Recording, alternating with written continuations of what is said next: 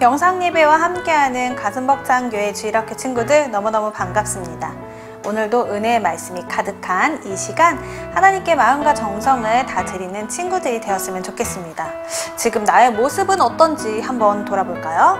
혹시 나의 주변은 어떤지 한번 볼까요? 혹시 예배드릴 준비가 되어 있지 않다면 깔끔하게 정리하고 정돈하며 그 자리에 다시 앉아서 마음과 정성을 모두어서 예배드릴 수 있는 친구들이 되길 바라고요.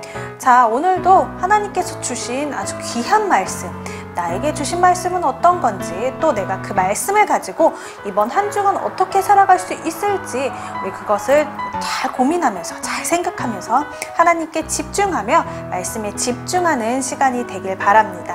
자, 우리 함께 기쁨의 예배를 드리도록 할게요. 다 같이 사도신경으로 오늘의 말씀 예배를 시작하도록 하겠습니다.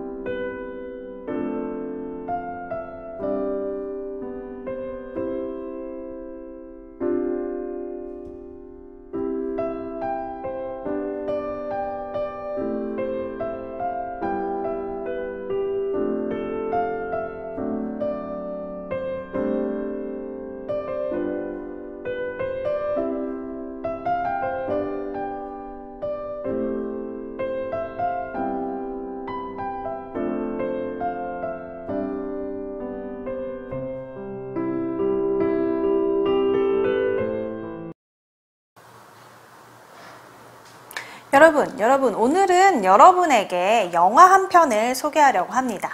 이 영화는요, 애니메이션 영화고요, 디즈니에서 제작이 된 영화입니다. 우리 친구들이 딱 그림만 봐도 알 수 있는 굉장히 유명한 영화인데요.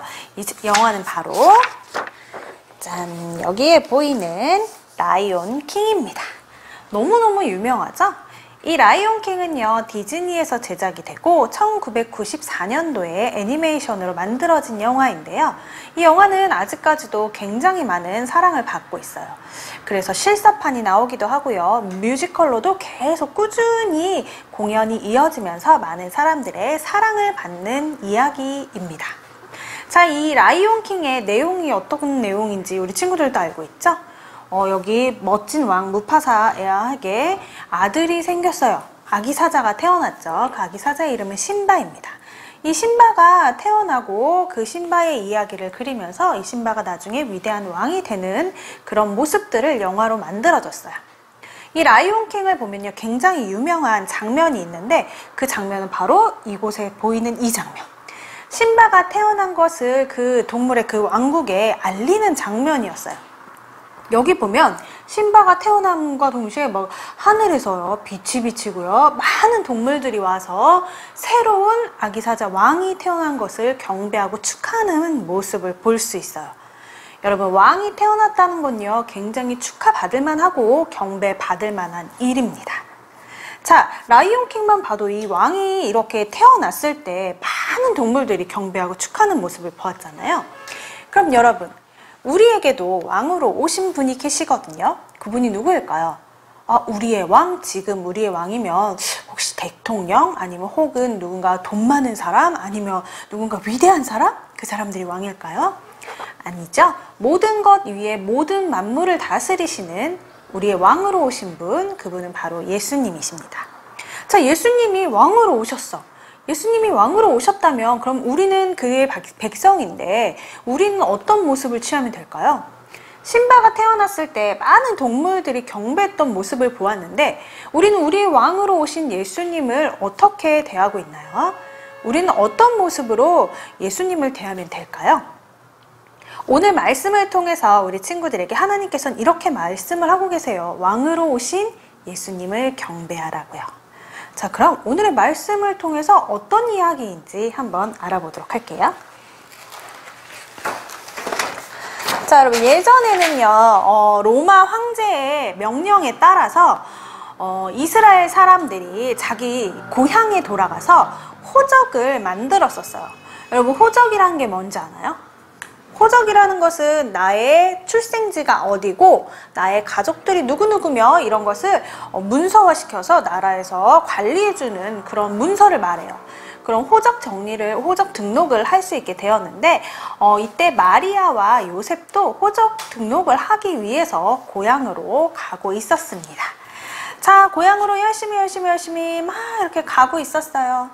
막 가고 있었는데 이때 마리아는 예수님이 뱃속에 있었을 때죠. 그래서 열심히 해서 베들레헴 근처에 오게 됐습니다. 베들레헴 근처에 오게 됐는데 이제 아기가 나올 것 같은 거야. 아기가 나올 것 같아서 안 되겠다, 오늘은 좀 쉬었다 가야지 라고 생각을 했어요. 아무리 둘러봐도 뭐 병원이 있는 것도 아니고 좋은 집이 있는 것도 아닌 거예요. 어떡하지 하면서 겨우 알아본 것이 어디냐면 여기 말과 양이 묵고 있는 마구간을 발견하게 되고 이곳에서 쉴 수 있게 되었어요. 자, 마구간에서 요셉과 마리아가 쉬는 동안 어떻게 되냐면 그 마구간에서 바로 아기 예수님이 탄생을 하셨습니다. 좋은 곳이 아니에요. 허름한 이 마구간에서 아기 예수님이 탄생을 하게 되셨는데요. 자, 근데 아기 예수님이 탄생을 하자 굉장히 큰 소동이 벌어졌습니다. 예수님이 베들레헴에서 태어나신 후에 동방에서 박사들이 예루살렘을 찾아왔습니다. 이 동방에서 온 박사들은요, 바로 이 큰 별을 보고 예루살렘을 찾아오게 되었거든요. 이 별은요, 바로 그 땅에 위대하신 왕이 태어났다라는 뜻이었대요. 그래서 위대하신 왕이 태어나심을 이 별을 보고 안 동방의 박사들은 이 별을 따라서 예루살렘까지 오게 된 거예요. 이 예루살렘까지 오게 된 이 박사들은요, 그때 유대 땅의 왕인 헤롯에게 찾아갔습니다. 헤롯에게 찾아가서 이렇게 이야기를 했어요. 아니, 우리가 큰 별을 보고 이 땅에 왕이 태어나신 것을 알았습니다. 이 왕이 지금 어디에 계신가요? 라고 헤롯에게 물어봤어요. 헤롯이 그런 거예요. 헤롯은 이때 왕이었거든요. 그럼 왕이 또 태어났다면 궁전에서 태어났어야 되는데 그런 아기가 태어난 적이 없어. 그래서 헤롯은 이상하게 생각을 했어요. 그래서 그 대제사장들과 서기관들을 불러서 헤롯 왕이 물어봤어요. 도대체 이 땅에 위대한 왕이 태어났다고 하는데 그 왕이 도대체 어디서 태어난 것이냐? 라고 물어봤더니 그들이 성경을 열심히 찾아보니까 그 위대한 왕은 바로 베들레헴에서 태어났다고 나와 있는 거예요, 성경에. 자, 그 이야기를 들은 이 동방 박사들은요, 다시 별을 따라서 그 베들레헴을 가게 됩니다. 이 별을 따라서 베들레헴의 그 별이 있는 그곳으로 계속 가다 보니까 이렇게 가다 보니까 이 별이 멈추는 곳을 있는 거예요.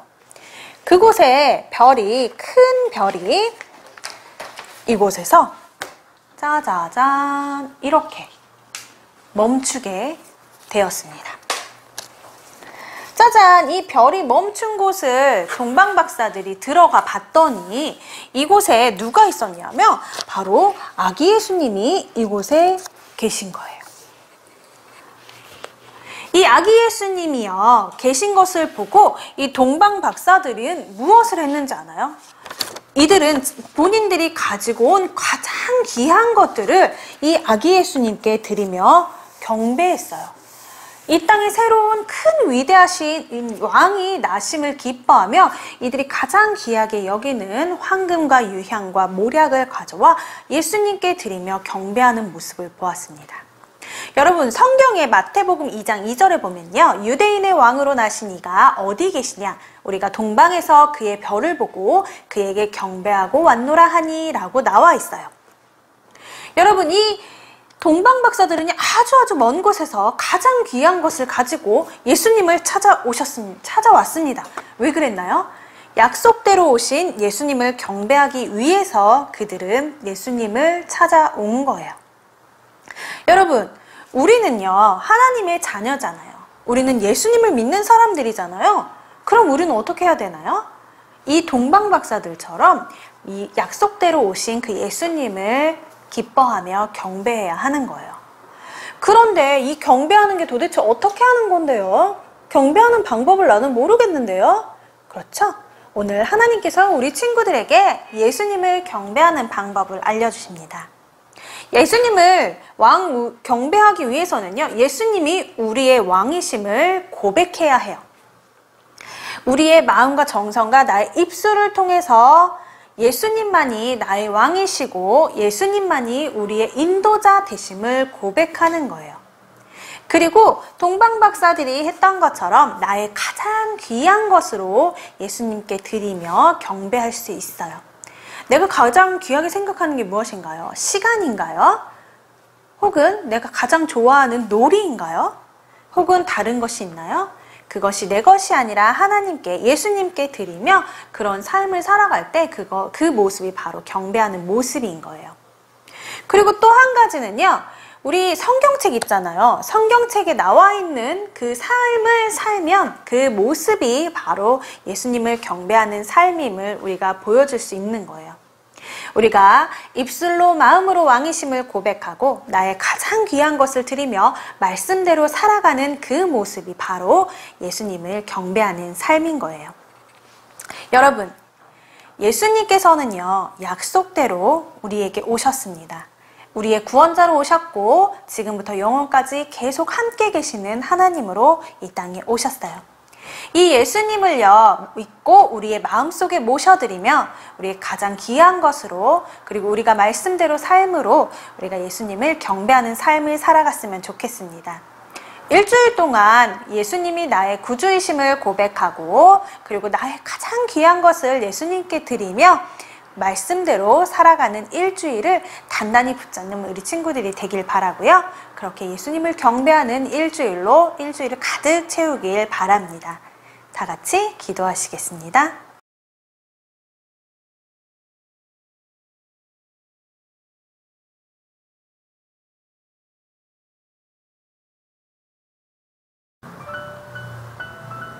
여러분, 오늘의 말씀도 잘 들으셨나요? 우리 친구들에게 내려지는 그 말씀이 우리 친구들 삶 속에서 잘 적용되어지길 바랍니다.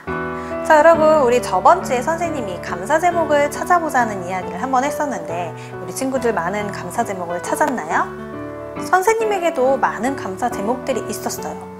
처음엔 우리 선생님도 발견하지 못한 것들이 많았는데 생각해보니까 너무너무 많은 곳에서 하나님께서 많은 은혜로 함께 하셨던 것을 알 수 있었어요.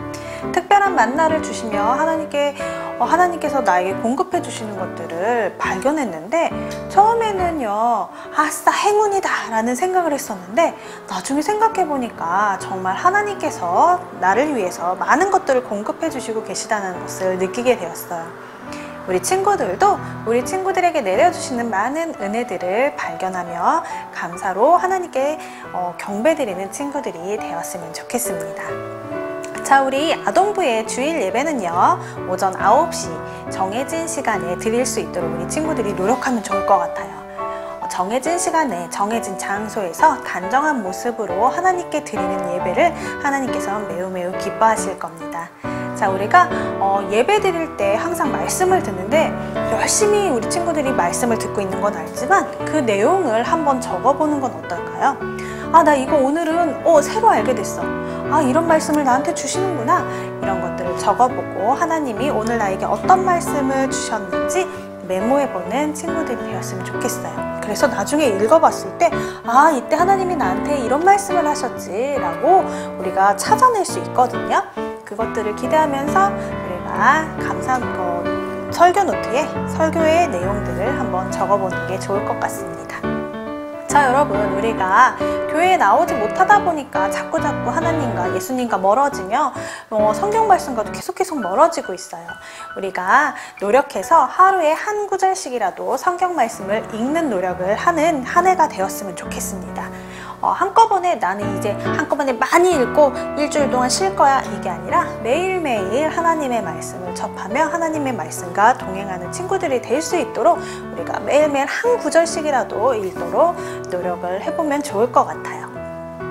자, 이제 우리 친구들이 방학이 시작이 되었는데 방학 동안 우리 친구들 계획하는 바들이 있잖아요. 그 계획하는 모든 일들이 하나님 안에서 은혜롭게 다 진행이 될 수 있기를 바라고요.